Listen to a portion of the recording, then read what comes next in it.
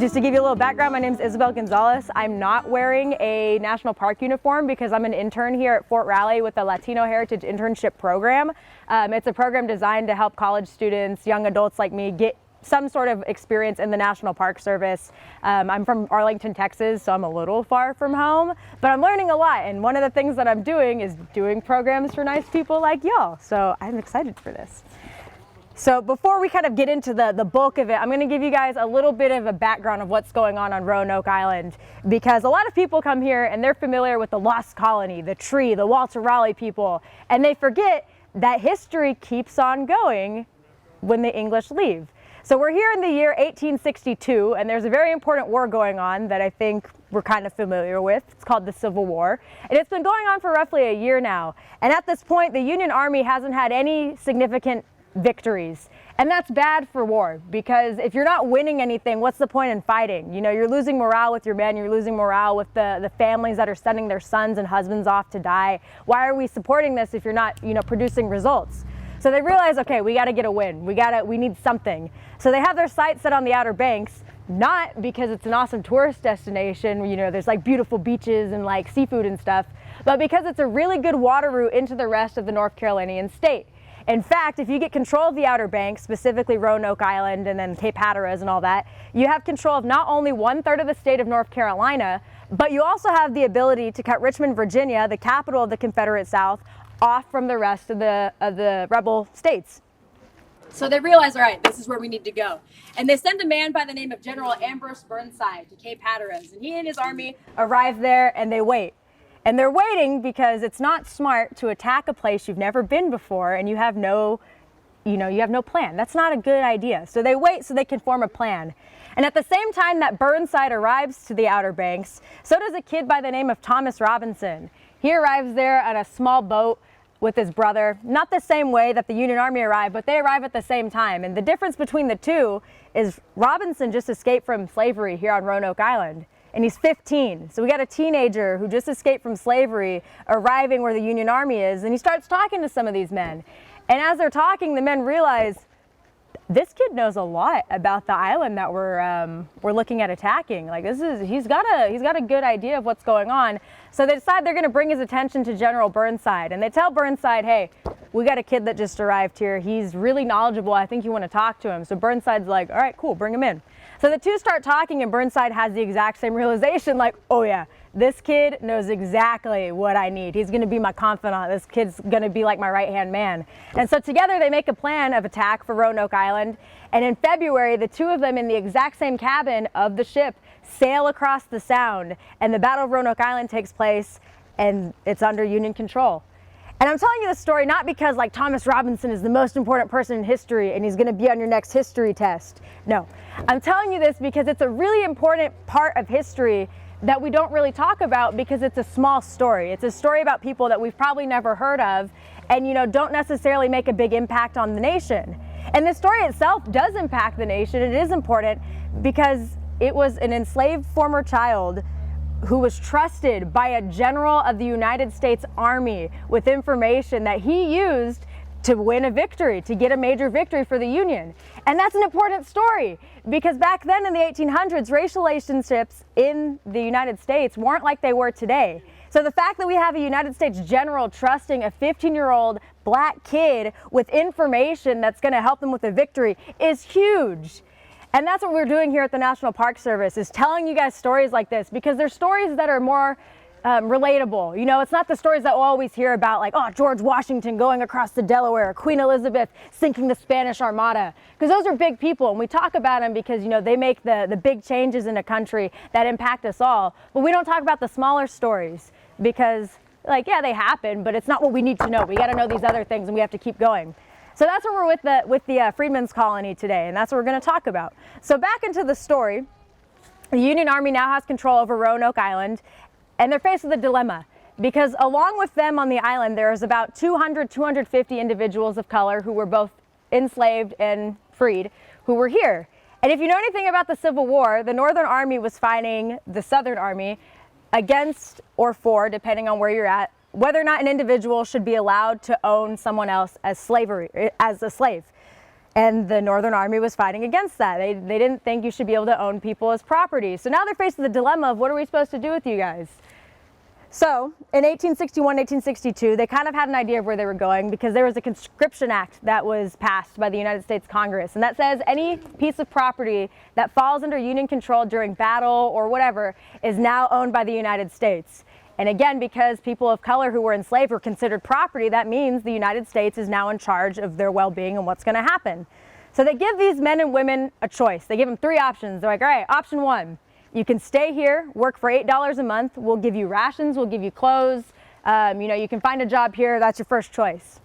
Option two, you can go north and you can find work. We don't care where you go, but you can go north, find work, whatever you want to do. Option three is you can go back home. And when I say go back home, I cannot emphasize more that home is not what we're familiar with. It's not, oh, I'm going to go home and sit on my easy recliner and, eat dinner with my family and, go to work in the morning. Home for them is back in bondage. It's in a plantation. And so when they're given this choice, now they have a difficult decision to make. And I'm going to ask you guys the same question. If you were given this choice, what would you pick? Who would pick to go north and work? Who's going to go north?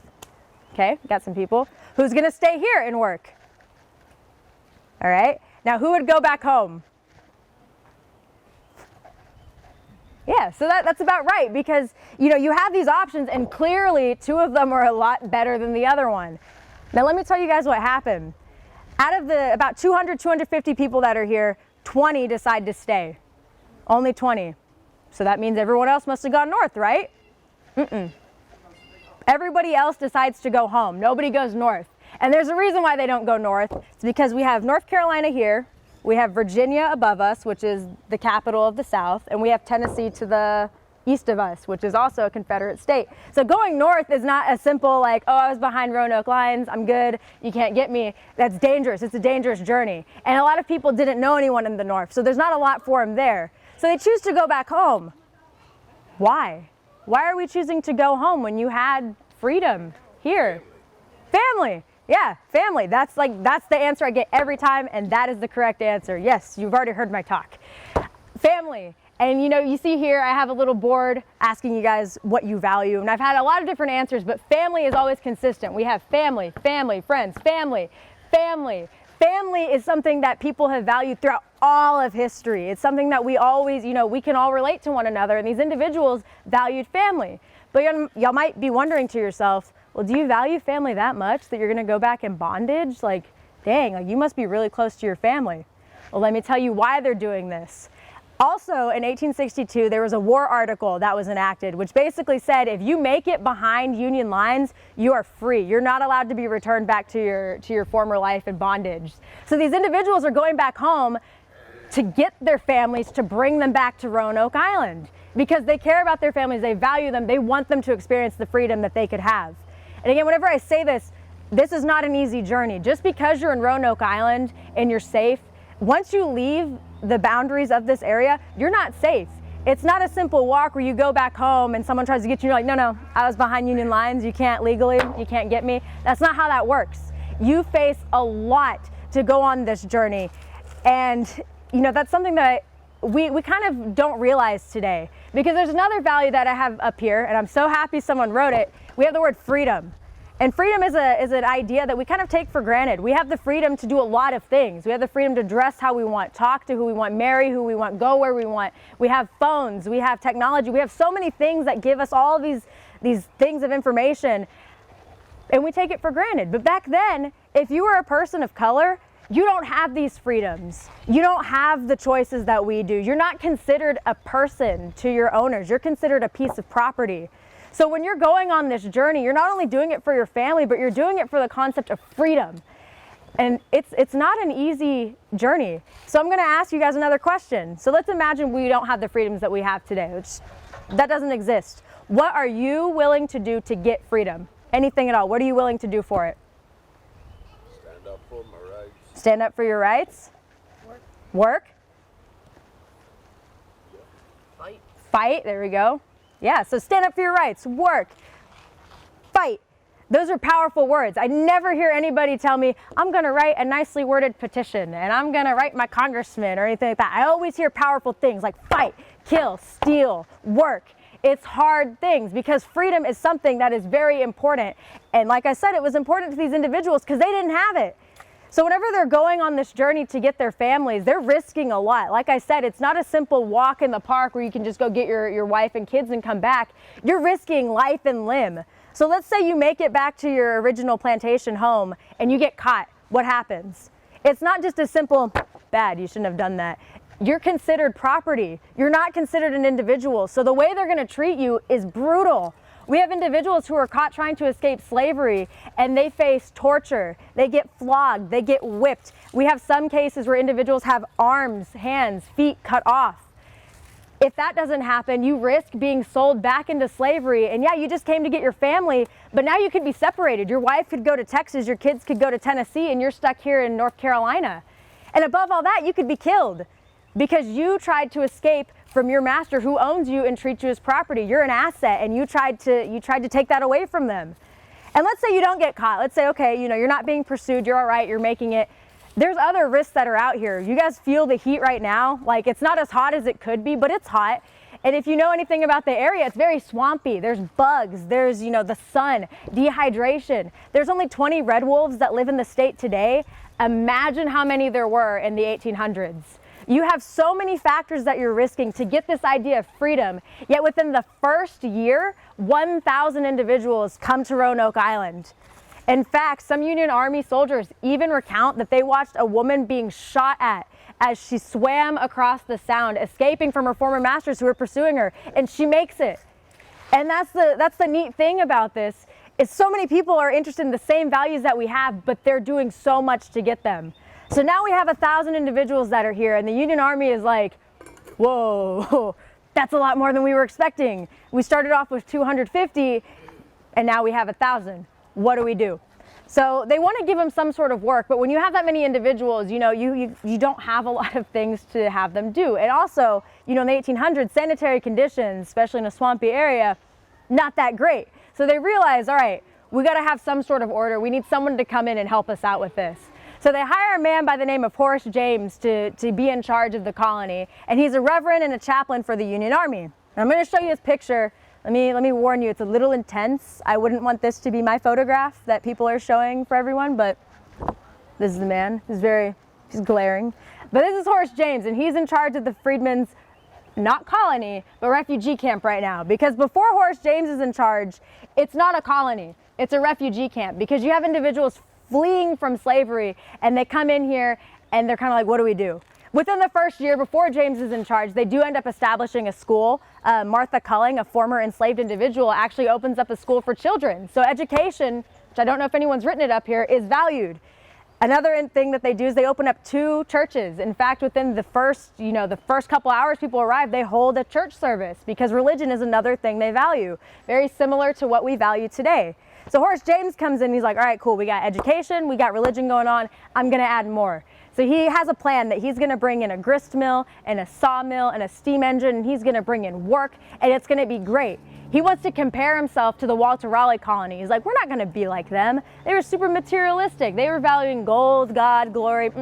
We're gonna be a progressive society that shows the rest of the United States what a freedmen's colony is capable of. And it's gonna be awesome, and I'm gonna have it working, and they're gonna be self-sufficient, and they're gonna be providing materials for the Union Army, and everyone's gonna be like, wow, Horace James, you're the best person in the world. And I'll be like, thank you, I am. Let me tell you what happens. So within, the first year or two, everything seems to be going pretty good. It's pretty self-sufficient. You have homes that are being distributed to individuals, plots of land. You have homesteads that are being built. We have a hospital that's in town. You have, a grid-like system very similar to a town, and it seems to be going great. And unfortunately, I wish I could tell you this is a really positive story, but it's not. And it starts off with a really positive thing, which is interesting. In 1863, the Emancipation Proclamation is issued, and that kind of sets off the beginning of the end for the colony. And y'all might be like, hold on, how? Like, that's a really important thing. How does that, cause issues? Well, it's important to know that the Emancipation Proclamation, while giving freedom to individuals in the South, it also allows for black men to enlist in the United States Army and Navy. And as I asked you guys before, what are you willing to do for freedom? Someone said fight. And now these men have the ability to fight for their freedom. And within the first day of issuance, we have 100 people from Roanoke Island sign up and they're gone. And they keep on enlisting and leaving. But that's our able-bodied population, the guys who were supposed to do the work in the grist mills and the sawmills and the steam engines and all that. And now they're gone. So what are we supposed to do?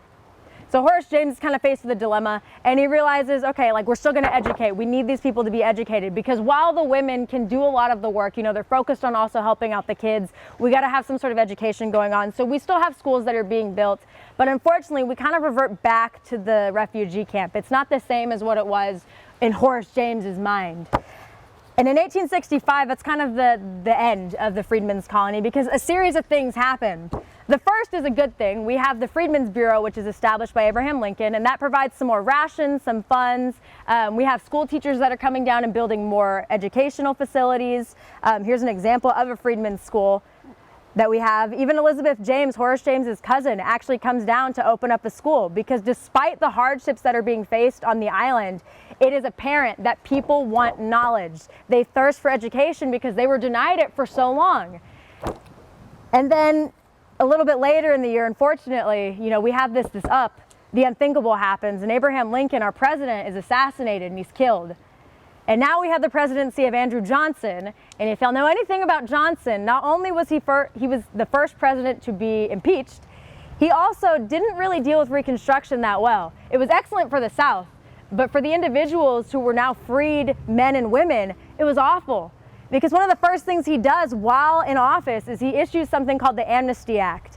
And what that does is allow the rebels, the former rebels, basically the ability to get their lands back that were confiscated by the Union Army, as long as they prove, you know, I used to own this, I promise I'm not gonna, you know, rebel again, and I promise I will not have slaves. But wait a minute, what land was being used for the Freedmen's colony? It wasn't land that was unoccupied before, it was land that was owned by former rebels. And do you think they're really happy to come home when they see their land is being cultivated by individuals they don't view as equal to them? Not really. And unfortunately, by 1867, all the land is gone. The freedmen are no longer allowed to live here, because in 1865, along with the Amnesty Act, they stopped distributing rations because, you know, we told you can't stay here anymore, we're not going to feed you anymore, so you're gone. And it's getting so bad within the last few years, we even have individuals who are living here that are writing letters to the Freedmen's Bureau, to people in higher power, asking them, like, what's going on? You promised us all these things, and now all of a sudden we're not getting them? Why? Because we're different? There's a man by the name of Richard Etheridge who even writes a letter, and he even tells him, he's like, Captain James, the guys that you put in charge of the colony, we told him that these things are happening, and he's taken no notice. He doesn't care. We've told him all the you know, injustices that we're facing, and he doesn't do anything. He hasn't paid the colored people for their work in nearly a year and cuts rations off to 1/2, so the people have neither provisions or money to buy it with. And he signs this letter on behalf of humanity, because that's what it is. It's a humanitarian issue, because we have people that are individuals just like us that still aren't being treated the same, despite the fact they're in the northern area that supposedly was valuing them as more than just slaves. And that's an important thing to remember. Just because you're in the north doesn't mean that life is fantastic for you. A lot of people like to think that, you know, south bad, north good. That's not how it was. And like I said, by the end of 1867, the colony's gone. And I'm sure you guys are kind of sitting here like, hold on, Isabel, I thought this was a tour. Why aren't we walking anywhere? Well, there's a reason. Like I said, the colony's gone because, like the first colony of Roanoke Island, we don't have physical, really, evidence of it anymore. We know exactly where it was. It's where the airport and the aquarium are, but we don't have buildings. And there's a reason behind that. We have families that come home who see their land is being cultivated by people that look different than them, that they do not like, and they destroy every building that was there. We even have a man who was fighting for the Union Army come home and find his land is being used for a freedmen's colony, remembering that his dad was killed in an enslavement rebellion a few years prior, and he burns every single building down to the ground that's not his own. And you also may have noticed, like, okay, there's no more physical buildings, but why didn't you show us pictures? You don't have pictures like the Lost Colony tour, because we don't have any. You know, at least with the Lost Colony tour, you get to see the beautiful watercolors by John White. You see the maps that he made. You have all these things, And we don't have any of that. There are no photographs from this freedmen's colony. There are no watercolors. There are no wood carvings. The only things we have are oral histories and government documents. And that's how we tell the story. And I'm not telling you this because I want you guys to be depressed and sad, because I know a lot of y'all are like, man, I was just trying to come here and learn something cool today. I wasn't trying to feel upset. I'm telling you this because it's an important history in our United States, narrative that isn't talked about. And you could argue many reasons for that, but I'm arguing the fact that because it's a small history that doesn't necessarily impact all of us, we kind of forget it. And that's what happens with a lot of histories, I figured most of us, as far as I talk to, are not from North Carolina. I'm from Texas. So when I look at this story, it doesn't really impact me because I'm not even from here.